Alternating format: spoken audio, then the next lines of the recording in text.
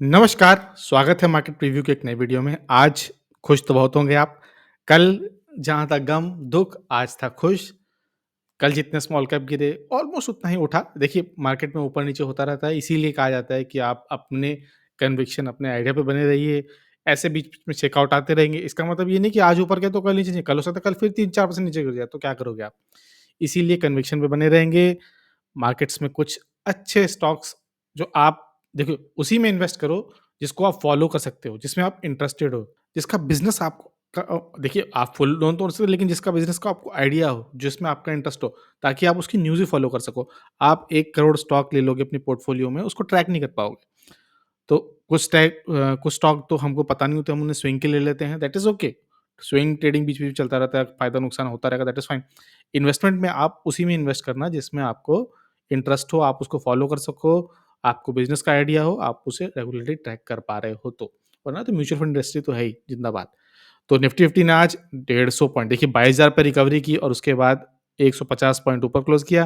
Nifty bank कल जहाँ positive था, वहाँ आज उतना कंसोलिडेट नहीं किया। ज़ाहिर-सी बात है स्मॉल कैप में इंटरेस्ट पड़ेगा, तो एक बार निफ्टी देखेंगे, उसके बाद स्टॉक्स देखेंगे जो 200 डेमा पे थे। तो सबसे पहले ओपन कर लेते हैं अपना निफ्टी 50 22,000 का सपोर्ट था, उसको फिर एक बार उसने बचाया, रिकवर किया ऊपर हम पहले देख चुके हैं। तो 22,000 हमको देखिए प साफ-साफ क्लियर इंडिकेशन दे रहा है कि 22,000 फिलहाल एक स्ट्रॉन्ग सपोर्ट है, काफ़ी स्ट्रॉन्ग सपोर्ट है। क्या ये ब्रीच कर सकता है? बिल्कुल ब्रीच कर सकता है। तो हमको नीचे के लेवल पता होना चाहिए, हमको पता है 21,800 पर एक लेवल है और 21,500 पे लेवल है। तो 2 इमीडिएट सपोर्ट नीचे जो है ब्रेकआउट होने के बाद भी हमको पता है, वहाँ पर भी हमको पता होना देखिए, नीचे लेवल हमें ज़रूर पता होना चाहिए कि कहाँ जाके सपोर्ट ले सकता है। पैनिक में हमको आने की कोई ज़रूरत नहीं है। थोड़ा बहुत डर तो लगता ही है। देखिए, जिसने कल डर के बाय किया होगा, आज उसने 8-8 10 रेलवे स्टॉक तो आज 8-8 10% ऊपर थे, आरबीएनएल 8% ऊपर था। करो बाय आप। तो आप रेट्रोस्पेक्टिव में देख सकते हो कि पीछे देख सकते हो, आगे देखना मुश्किल होता है। अगेन निफ्टी बैंक ने फिर कंसोलिडेट किया। देखिए 46,500 का हमने लेवल डिस्कस किया था। आज का लो देखिए क्या बना है। आपको लो कहाँ देखना है? आपको लो यहाँ देखना है जहाँ एल लिखा हुआ है यहाँ पे। अगर आप हवर करोगे आज के कैंडल पे 46,565 इसी पॉइंट से इसने रिकवर किया। ये एक सपोर्ट है। अब आगे क्या होता है वो भविष्य बताएगा। फिलहाल यूएस में इन्फ्लेशन बढ़ा ही हुआ है। पेट्रोल के प्राइसेस भी ₹2 कम कर दिए गवर्नमेंट ने। इलेक्शन आ रहा है। सब्सिडी देंगे, कुछ थोड़ा बहुत लालच फैलाया जाएगा, वो गवर्नमेंट सब करती है इलेक्शन से पहले, तो थोड़ा बैंक्स में भी स्ट्रेस आ सकता है, लेकिन फिलहाल कुछ भी ऐसा नेगेटिव नहीं है। अगर आप यही चार्ट देख रहे हो, बहुत ही शॉर्ट टर्म पे अगर आप एक छोटी-सी ट्रेंड लाइन लो, इस तरह से ड्रॉ कर दो आप रफली, तो अभी भी इसी ट्रेंड लाइन पे बना हुआ है, हायर हाई क्लियरली आपको हायर हाई बनते दिख रहे हैं। अगर आप एक और ट्रेंड लाइन लो इस तरह से ड्रॉ लो, तो आपको एक चैनल दिखाई दे रहा होगा। तो प्योर उस चैनल में चल रहा है, यहाँ से अब कायदा इसको यहाँ जाना चाहिए।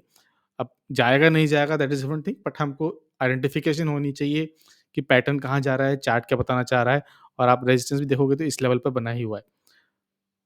ड्रॉ हो जा भाई। हाँ, ठीक है, तिरछी लाइन हो गई दैट इज़ ओके। कोई नहीं, इसको सीधा कर देंगे, हमको लेवल पता होना चाहिए। ये तो खैर बहुत ऊपर चला गया, इसको थोड़ा-सा नीचे ड्रैग कर दो, इस लेवल पे हमको ज़्यादा टच पॉइंट्स दिख रहे हैं, तो ये इंपॉर्टेंट लेवल है। यहीं पर देखिए आपस में मीट हो जाएगा। तो क्या लेवल है? 48-71 ऑल टाइम हाई के पास है। तो हमको पैटर्न्स पता होने चाहिए, रेजिस्टेंस पता होना चाहिए, उनको देखेंगे और उस हिसाब से रिएक्ट करेंगे। एक बार देख लेते हैं स्मॉल कैप को भी। हमने कल भी डिस्कस किया था कि गिरने के बाद एक बड़ी रेड ग्रीन कैंडल बनती है, ग्रीन गिरने के बाद 2-3 गिरने के बाद थोड़ा-सा रिकवर करने के यहाँ पे ये जो फॉल था ये काफ़ी सीवियर था, 4% से भी बड़ा फॉल था, 5.5% था, आज रिकवरी किया है 3.5%।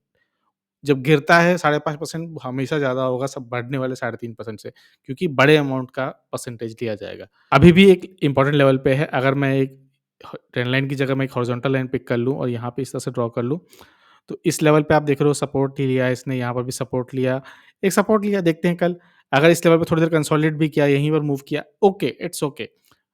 अ, अपने स्टॉक में बने रहेंगे, ये स्मॉल कैप है, मिड कैप में बने रहेंगे। अच्छे लेवल पर अच्छे स्टॉक्स हम हमेशा बने रहेंगे। आज ट्रेडिंग व्यू पे चलते हैं क्योंकि टाइम कम है और ड्राइंग बहुत ज़्यादा है। तो सबसे पहले शुरुआत करते हैं, कल जो हमने लास्ट में डिस्कस किया था एंजल वन 200 डेमा, उसको उसने तोड़ दिया था। मैं भी थोड़ा पीछे हो गया डर के मारे, क्या पता नीचे जाए। रिकवर किया, आज 200 डेमा के ऊपर क्लोज़ किया। 200 डेमा ना लॉन्ग टर्म का मूविंग एवरेज होता है। लास्ट सपोर्ट भी इसको कुछ लोग देते हैं। बहुत सारे लोगों की स्ट्रैटेजी होती है कि 200 डेमा के जैसे ही वो तोड़ देता है, ब्रेक कर देता है, ब्रीच कर देता है, वो एग्ज़िट कर जाते हैं। बहुत सारे लोगों की स्ट्रैटेजी होती है जब 200 डेमा के पास होता है तब बाय करते हैं और 50 या 20 के पास बेच देते हैं। तो मूविंग एवरेज की स्ट्रैटेजी होती है ये, बट 200 डेमा एक लास्ट सपोर्ट होता है, एक लास्ट लेवल पर होता है और एक स्ट्रॉन्ग सपोर्ट होता है। तो एंजल वन ने आज वही किया, सपोर्ट लिया और आप देखोगे कि पहले भी इस लेवल पर सपोर्ट था, पहले भी इस लेवल पे सपोर्ट था, वहीं पर आके इसने फिर सपोर्ट लिया। तो इस लेवल पे बहुत बड़ा सपोर्ट तो नहीं है अगेन, बट एक सपोर्ट है और ऊपर से हमने कल भी डिस्कस किया था कि 30-40% नीचे आ चुका है। देखिए 37% था, अभी भी 32% है, ऐसा कुछ पहाड़ नहीं टूटा है, बट स्टिल एक अच्छा पॉइंट है जहाँ से उसने रिकवर किया। इसके बाद आज हम देखिए इसी तरह से केस देखेंगे जहाँ पे 200 डेमा का सपोर्ट है। एचडीएफसी लाइफ हमने कई बार इसको डिस्कस किया है, सपोर्ट का लेवल हमने ड्रॉ कर रखे हैं, बहुत सारे सपोर्ट कर रखे हैं। 200 डेमा कल इसने ब्रीच कर दिया था, आज गैप डाउन ओपन हुआ था। याद रखिए अभी आप क्लोजिंग में तो देख रहे हो कि 2% पॉजिटिव है, लेकिन गैप डाउन ओपन हुआ था 601 के आसपास, उसे ब्रीच किया नीचे, फिर लास्ट में बाइंग आई। इसने भी रिकवर किया है अपने 200 डेमा को और इसमें तो एक लॉन्ग टर्म का सपोर्ट है, हमको यहाँ क्लियरली दिख रहा है। और जैसा कि हमने पहले ही बोला, जिस तरह से लास्ट क्वार्टर जो होता है म्यूचुअल फंड्स के लिए अच्छा होता है, म्यूचुअल फंड्स बोल रहा हूँ, म्यूचुअल फंड्स के लिए भी ठीक होता है, ईएलएसएस बहुत आते हैं उसमें और लाइफ इंश्योरेंस के लिए भी अच्छा होता है जहाँ लोग इंश्योरेंस टैक्स सेविंग करते हैं। डबल बॉटम बना के ऊपर गया है, टारगेट हमको पता है 669 का है और उससे भी पहले छोटा लेवल जो है 650 का है। तो अगर आप स्विंग कर रहे हो तो वेल गुड, मैंने इस लेवल पे एक्यूमुलेट कर लिया है, मैं इसको लॉन्ग टर्म पे फ्यूचर के लिए देख रहा हूँ। इसके बाद हमने डिस्कस किया था एक्विटास। एक्विटास में हमारा बाय करने के बाद भी वो नीचे चला गया था, दैट इज़ ओके, बट 200 डेमा का सपोर्ट था, कप एंड हैंडल ब्रेकआउट देखिए ऑलमोस्ट रीच किया था, अगर आपने प्रॉफिट बुक नहीं किया तो आपकी गलती है। लेकिन वापस नीचे आया, 200 एमए का सपोर्ट लेके ऊपर रिकवर कराया है। अगर मैं इस पॉइंट पर भी एक हॉरिजॉन्टल लाइन लूँ या ट्रेंड लाइन ही ले लूँ, तो आप देखोगे कि यहाँ पर भी एक हल्का-सा सपोर्ट हमको कई बार दिख रहा है। तो दैट इज़ ओके, पहले यहाँ रेजिस्टेंस था, अब यहाँ सपोर्ट बन रहा है, ठीक है। 200 एमए को ब्रीच नहीं कर पाया ये, आज अभी भी ये 200 एमए को ब्रीच नहीं कर पाया।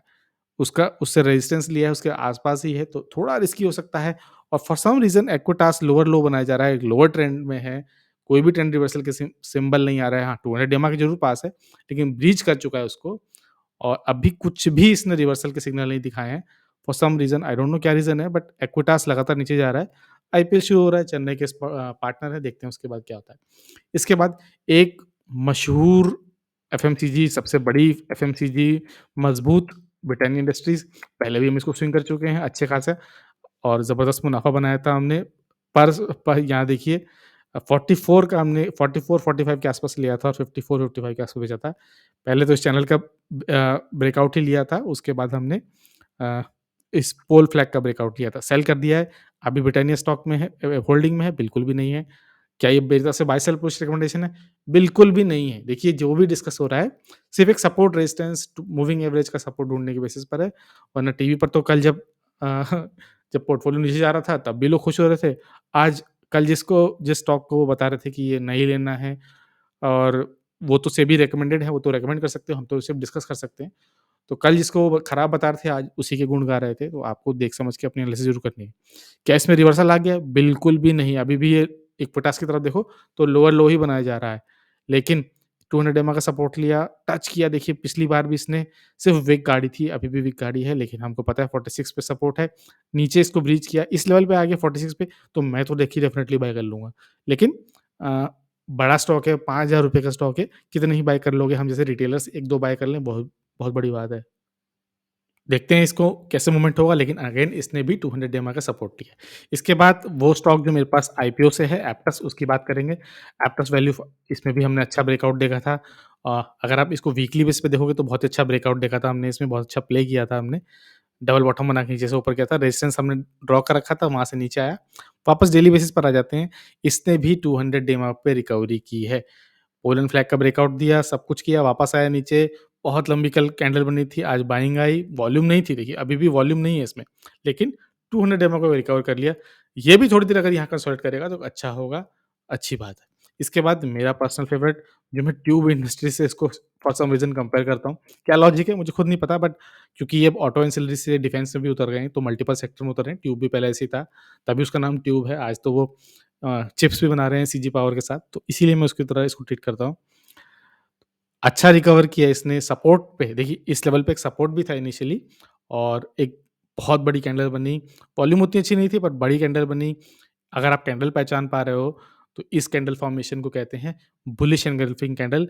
ये एक रिवर्सल का सिंबल होता है, ये बुलिश रिवर्सल सिंबल होता है। यहाँ से स्टॉक ऊपर जा सकता है, याद रखिए जा सकता है, कोई पैसा नहीं है एज़ ऑलवेज़। और नेक्स्ट टारगेट हमको पता ही है। और उसके बाद ब्लू स्काई टेरिटरी में लिखा भी होगा कहीं इसमें, वीकली पे देखते हैं। हाँ, वीकली पे लिखा हुआ है देखिए तो आपको दिख रहा होगा ओपन स्काई। मैं तो इसमें ट्रेड में बना हूँ, मैं बहुत लॉन्ग टर्म के लिए बना हूँ, तो कभी डिप मिल जाता है तो बाय कर लेता हूँ। महँगा स्टॉक है, बहुत ₹1000 का स्टॉक है, हम जैसे रिटेलर्स इतने महँगे स्टॉक बहुत बड़ी अमाउंट में ले भी नहीं पाते हैं। ओवर ईयर्स हम इसको बिल्ड कर पाएँगे। इसके बाद आर्किन केमिकल्स, एसीआई। एसीआई को हम देखेंगे, अ, इसने बनाया था inverted head and shoulder breakout. Target देखिए डॉट उसने रीच किया, वापस नीचे आ गया। 200 EMA को तोड़ते हुए आया है, तो ये 200 EMA के भले ही नीचे है, लेकिन एक मजबूत सपोर्ट पे लगातार 2 दिन सपोर्ट लिया है। तो 584 के लेवल पे 2 बार सपोर्ट लिया है इसने, 2 बार इसने विक गाड़ दी है। कंसोलिडेट करेगा तो देखेंगे। मैं तो इसमें बहुत इंटरेस्टेड हूँ लॉन्ग टर्म पे। पार्शियल प्रॉफिट बुक ज़रूर किया था इसमें, लेकिन फुल कर लेता तो बहुत ही अच्छा होता, बट आगे की किसको पता होती है। तो इस लेवल पे अगर स इसने थोड़ा-सा कंसोलिडेट किया तो अच्छे बाय करेंगे, लेकिन अगेन फिर वही कहानी है, प्रॉफिट बुक करनी। इसको देख लें तो डेटा पैटर्न्स भी देख लेते हैं, डेटा पैटर्न्स का भी कोई लेना-देना नहीं है 200 EMA से। बट अगेन अ, जी कल 10% नीचे था, आज 10% ऊपर। तो यही कहानी है, प्रॉफिट आपको बुक करनी है। लेवल बेस्ड ट्रेडिंग कर रहे हो, पैटर्न बेस्ड ट्रेडिंग कर रहे हो, तो पैटर्न्स को फॉलो ज़रूर करना है। उसके बाद कल हमने बाय किया था जीएमडीसी यानी गुजरात मिलर डेवलपमेंट कॉर्पोरेशन। तो इसको भी मैंने 200 डेमा जब मैंने बाय किया था तो ये 200 डेमा पे सपोर्ट ले रहा था बेसिकली, तब ब्रीच नहीं किया था। मेरे लेने के बाद और 4-5% नीचे गिरा।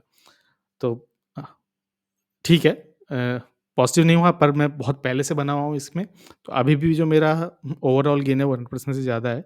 आज वापस ने रिकवर किया, देखते हैं किस तरह से सपोर्ट लेता है। अभी भी लोअर लो बना रहा है, ट्रेंड रिवर्सल किसी भी स्टेज में नहीं दिख रहा है।